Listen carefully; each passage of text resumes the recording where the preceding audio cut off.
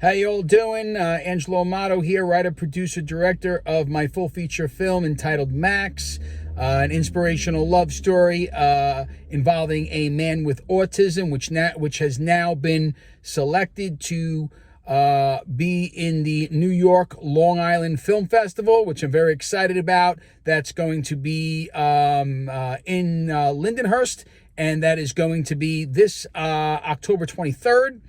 And it has also been nominated for Best Drama, Best Screenplay, Best Actor, and Best Actress.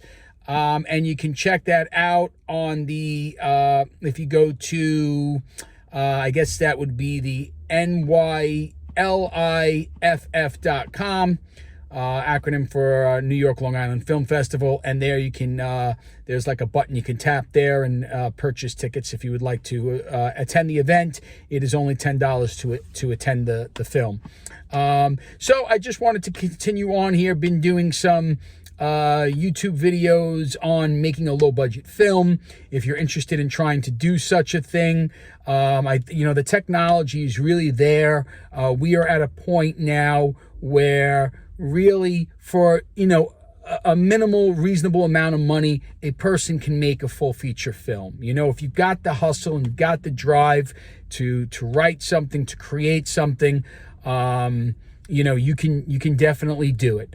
I once heard someone describing, a film budget is kind of like going out to dinner, right? You can go out to a really crazy expensive dinner, restaurant, but you could also go to a pizzeria and get some really good pizza and have a really good meal. I like to believe and focus on, and I once heard Francis Ford Coppola talk about this. To a certain extent, an audience will forgive what your film looks like. Sound though is a bit more, your film can't sound bad because people aren't going to watch it.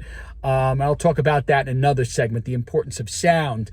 But an audience is willing to accept your film not looking top notch, Netflix quality or theater quality if you have a strong story and strong acting. I do believe that. And again, the technology is there.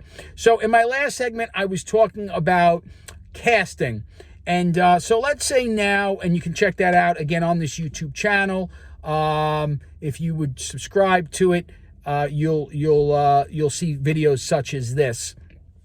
And you can also check out the actual Max film on this channel as well, along with the trailer. Okay, so now let's say you have your screenplay has been written. You've seen a lot of auditions. You've put your auditions out there on platforms such as Backstage, and I've spoken a bit more Actors Access, and I've spoken a bit about that in another segment you can check out on this channel.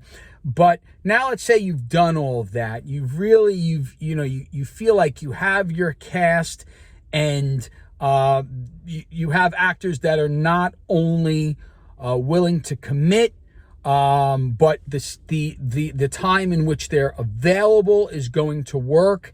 Now you're ready to get your locations. And I've spoken about this and how, a lot of times people will get their locations first, but a lot of times with a low budget film, you might feel the need to really get your actors first. Because again, the importance of really having a solid cast to be in your film, I feel anyway, even though some people might disagree with me, I feel as though being that outweighs the importance of locations, first get your actors, make sure they're available, and then secure your locations based on when the actors are available. That's just the way I went about it, and I found it to be the right way to go. So the big thing that I would say about securing locations is the importance of not being shy. Not being shy. You got to get out there. When you've really gotten down the towns, the areas in which you want to film, get out there and go to various locations that can work with the screenplay you've written. Again, going back to the importance of writing a screenplay that is realistic. Again, don't put a helicopter scene in your film if you don't have a helicopter, right?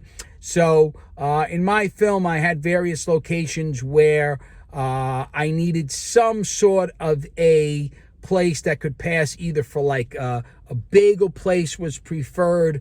I needed stores that would pass for, kind of like a Target type store.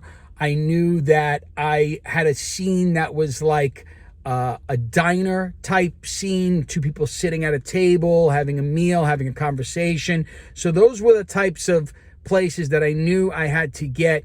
And what I would suggest is, again, the importance of you can't be shy. You can't be shy having anything to do with whether it's acting or filmmaking. What's the worst that could happen? They say no, right?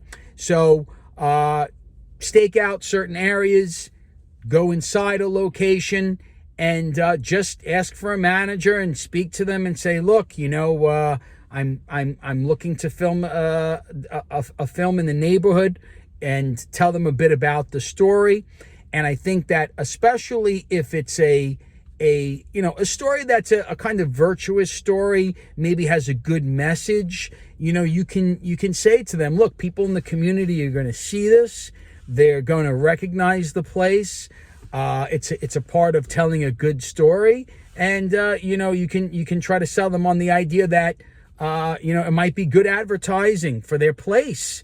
Especially if you don't have a lot of money to offer for letting them allow you to use their place to film your film. And I found that, I did get some no's, but overwhelmingly I got, it didn't really take that long for people running local businesses to say, you know what, that sounds like a cool idea. Let's do it.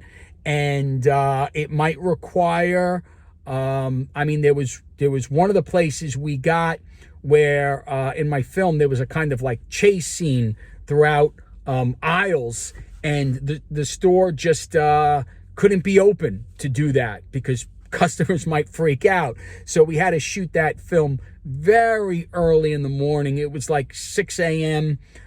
Before they opened. So you might have to do things like that.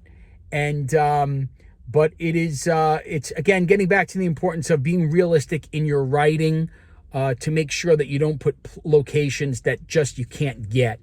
So you have to consider that in your story. In my and use what you have, not just stores that you have to ask people. If you have a car, if you have an apartment, if you have a house, if you I was fortunate with this film that some of the actors that were in the film offered up their home, their apartment, and that was just that was awesome. Consider what's near you. I live in Queens. I have, the Mets near me, Citi Field. I incorporated that into the story. I have Manhattan near me. I incorporated that in the story. So all of these things are important when writing, and then after the fact, securing your locations. In my next segment, I will talk about, once you have your locations, the importance of establishing a shoot schedule and really being organized with planning out your shoot schedule to make sure that things run smoothly.